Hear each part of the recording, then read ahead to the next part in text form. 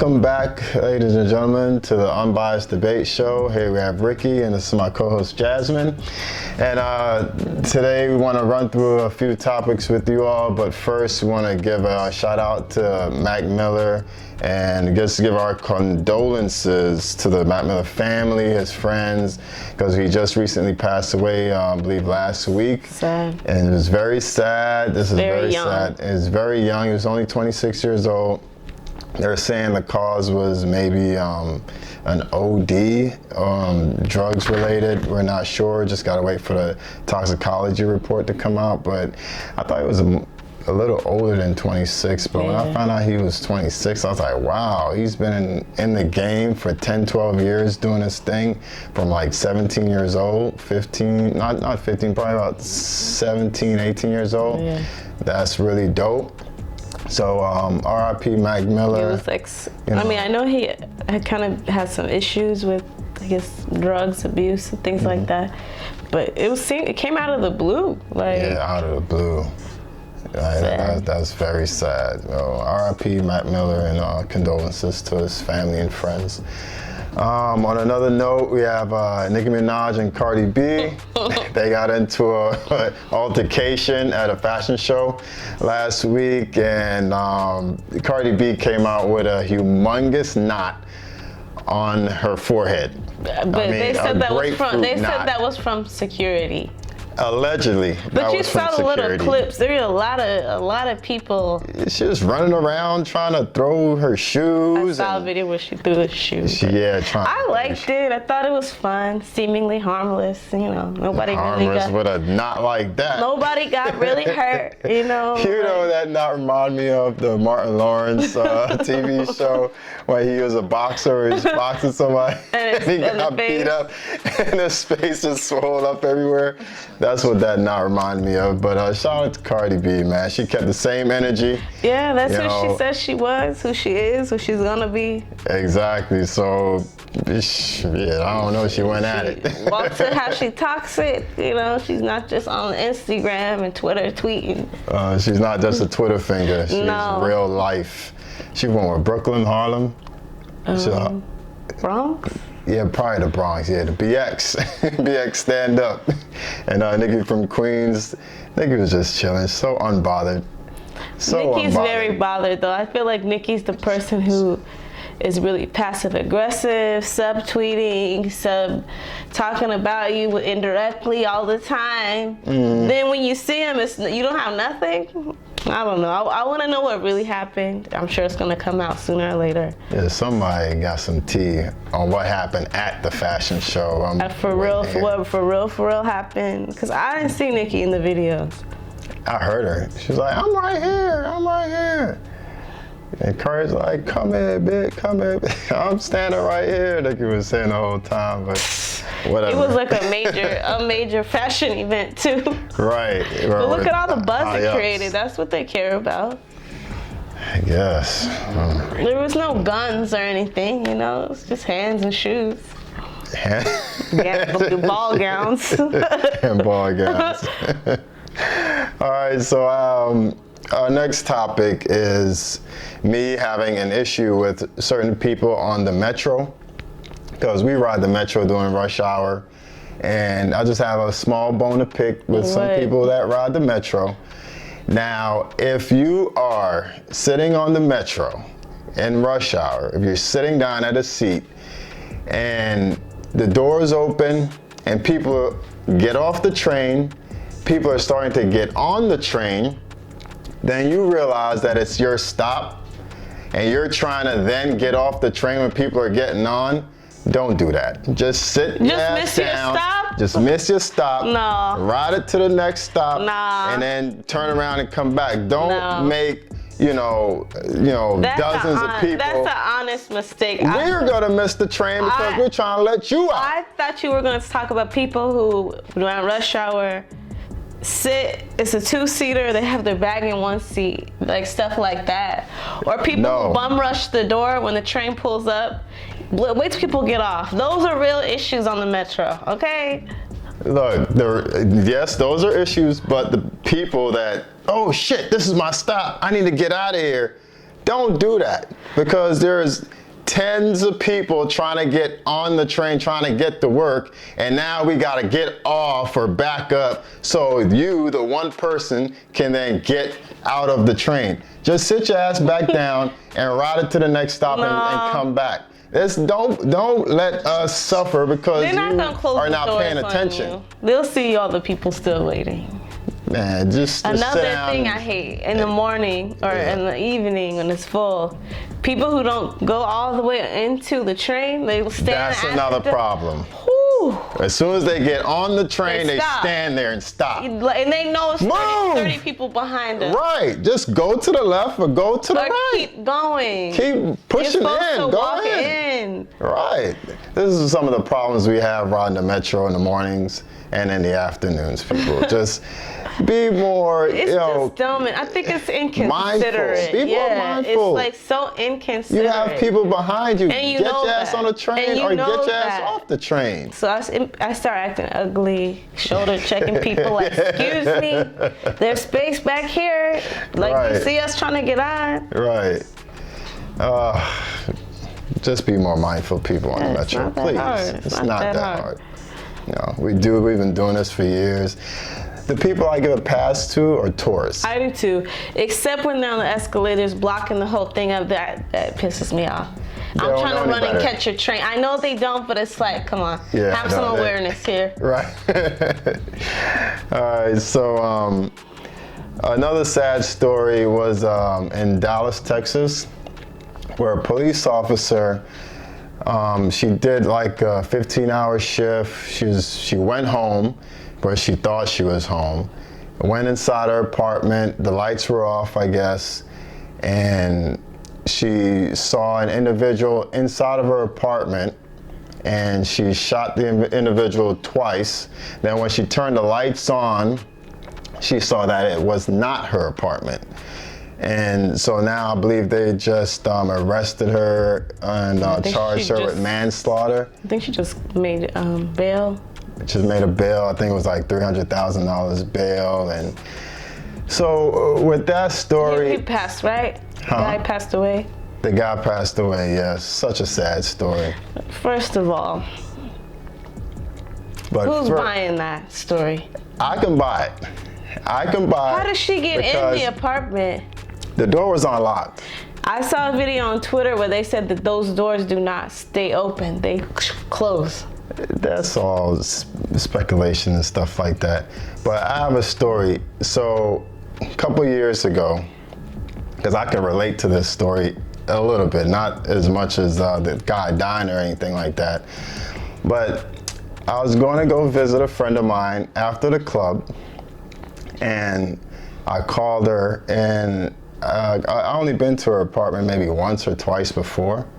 And I called her, I asked her, I was like, hey, what's your apartment number again? I'm about to pull up.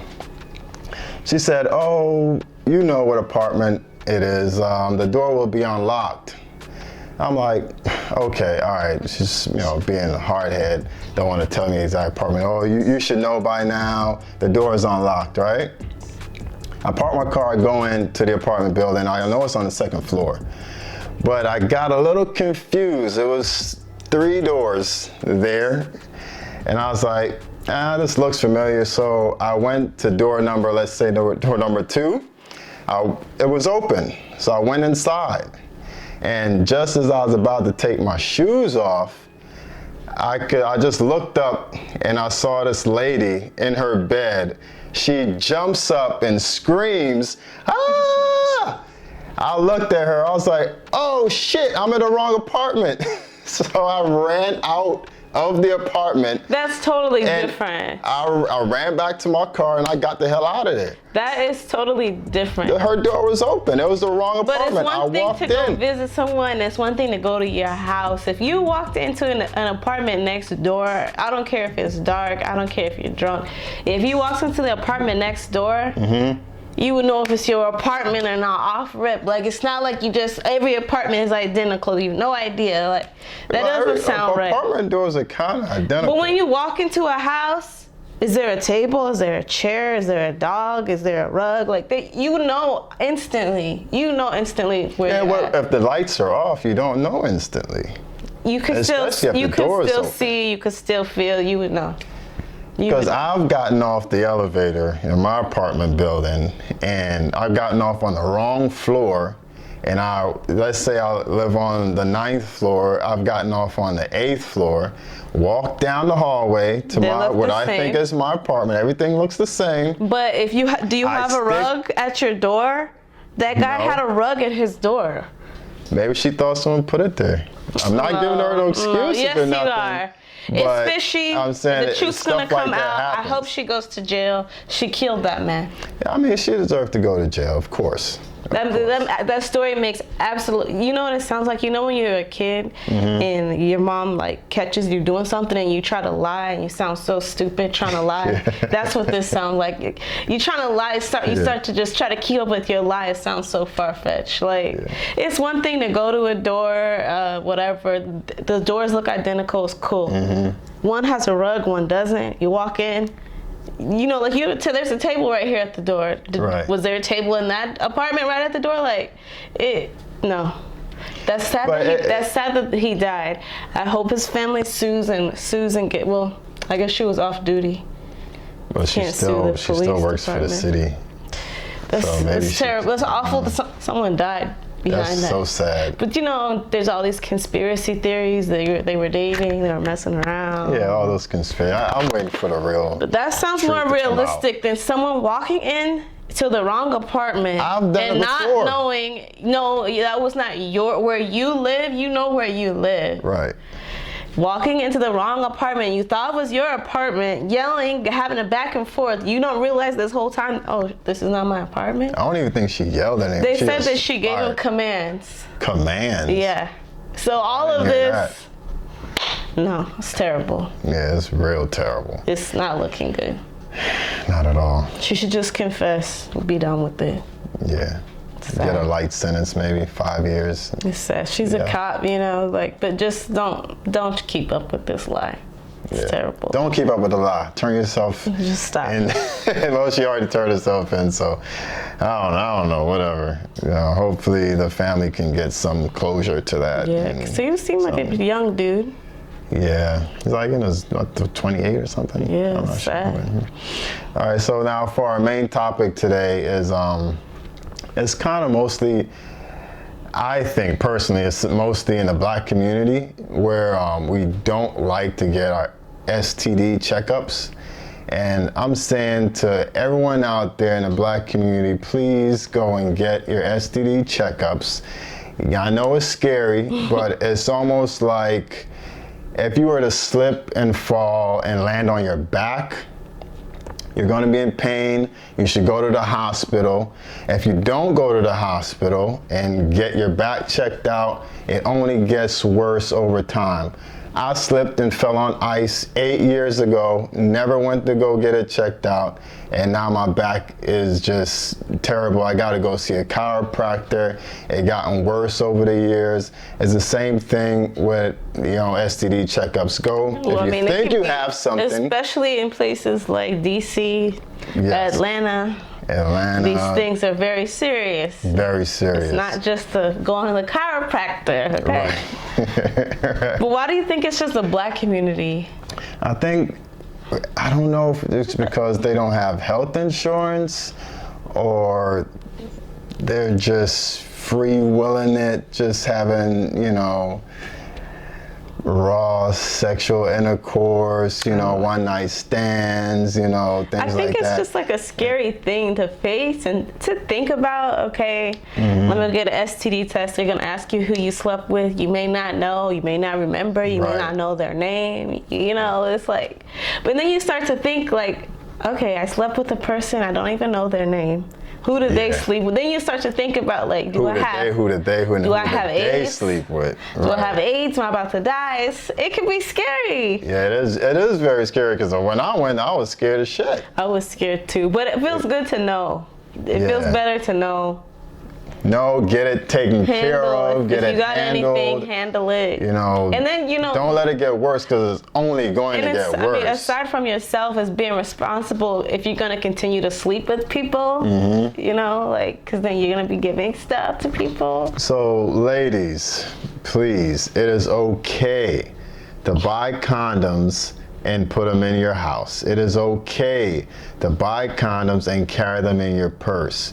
Because sometimes the dude's just not gonna have a condom, and then, you know, you're gonna maybe go out drinking, wanna go back to your place, his place, and he might pull the, oh, I don't have a condom thing on you, and next thing you know, one thing leads to another. Now you're having unprotected sex, and the next day you're gonna be wondering, like, oh my God, what did I do? This, that, and the fourth. But, you know, just have your own condoms. I mean, it's not a big deal. Both people should have condoms. Both people should have condoms. Not yes, just you're the right. ladies. No, the dudes, y'all need to have condoms too. Like, come on, y'all gotta do better. Especially, like, you know, if you're in your late 20s, early 30s and beyond, you should know better to have your own condoms. Go to the store. You know, if you don't like the latex ones, they sell lambskin. Yeah, all sorts of different Get ones. the lambskin ones. They sell them at Target for $10, I think. I don't know, but I'm sure they sell like $10 at Target or something like that. Get the lambskins and you'll be good, whatever. But just go get your STD checks, ladies and gentlemen. Wasn't there a saying like, oh, know your status, but that's for HIV? Yeah, maybe. When you should know your whole sexual status. Yeah, you should. Yeah, so with that said, don't Google all your symptoms. Don't try to turn yourself into some type of PhD doctor from Google. Because you'll just stress yourself out. Because everything on Google is like 50 times worse than what you have usually. You see these pictures and it's like, oh my God, I'm gonna die and this thing's tearing a whole leg apart or something, and just go to the doctor, get checked out. Yeah. Right? Agree. Face your fears. Like it's usually better. You know, it's not as bad as you think it is. Like, just go.